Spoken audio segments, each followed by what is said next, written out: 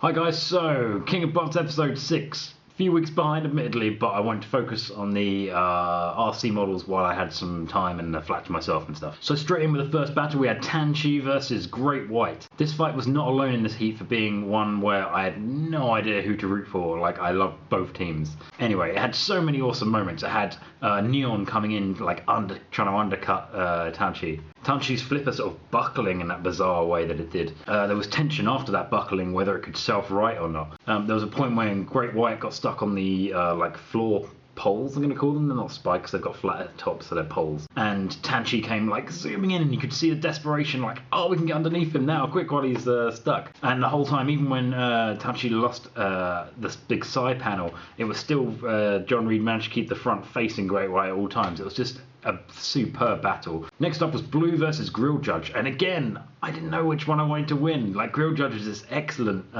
Chinese robot, really impressed by it. Ferocious blade on the front. But then Blue has got the cool like strafing technique and the armor and stuff. But Grill Judge put up this insane performance, sending Blue like flying across the arena at one point. I think Blue are quite unlucky to lose their axe early, because obviously after that they haven't really got much of an offensive weapon. But it's good to see like the Chinese robots doing well as well, because I was a bit worried when I first heard of this competition that it would be a load of insanely well engineered like American and English robots, and then a load of like, you know, first time Chinese ones just giving it a go for the first time and just being annihilated by them. So it's good to see that I'm actually wrong about that, and they are giving them a proper run for their money. Again, next fight, Crossfire versus Spin Doctor. I don't know who I wanted to win. What I did know though is that I wanted Crossfire to get in a few hits with that blade, because we didn't see much of it before. And again, I was a little bit disappointed because it died so quickly. It got a hit in and it took off some of the paneling and stuff, but just given how insane it looks, I wanted a little bit more. But hopefully we'll see it back, or like another equally insane incarnation of it. Next up was Spectre versus Wild Beast. I think it was Wild Beast. In this battle, I did know who I wanted to win. It was the mighty Spectre, of course. So this is the first time we've seen Spectre under any sort of pressure. They lost like the teeth of their grabby, bitey, good word use, Paul, their crusher, very early on. And but this seemed to have zero effect, and then the tread on their tyre as well sort of was coming loose, and yet they were still just like grabbing the thing and just absolutely throwing it into the wall. At one point both of them left the ground with the sheer force that it smashed into the wall.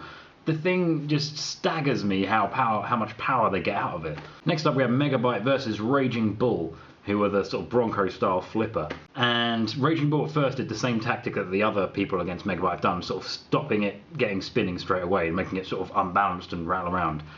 But then at one point they managed to get it spinning properly. And holy shit, then you know why Megabyte is this feared, talked about machine. It was almost unpleasant to watch the just horrific damage done to the front of that robot.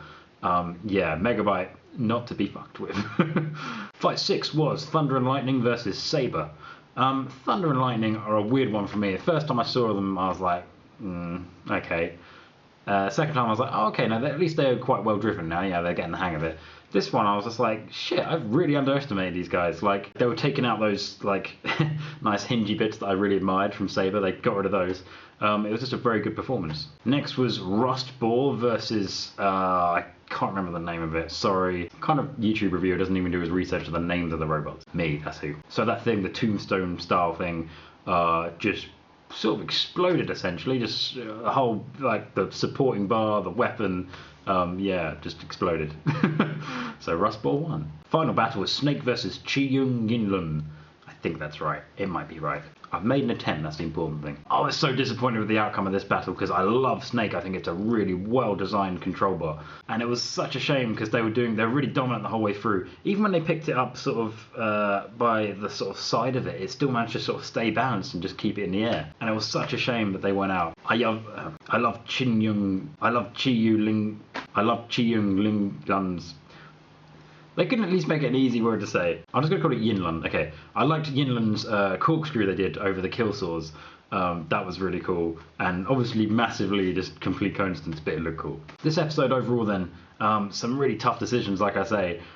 Shame to see Tanshe go, because I really like them. But it's getting good now. Like, we're really getting to know the competitors. You know, we've seen them do a fair few fights now, so it's getting more intense. Once again, sorry this is such a late review for this. Thanks for watching, guys, and cheerio.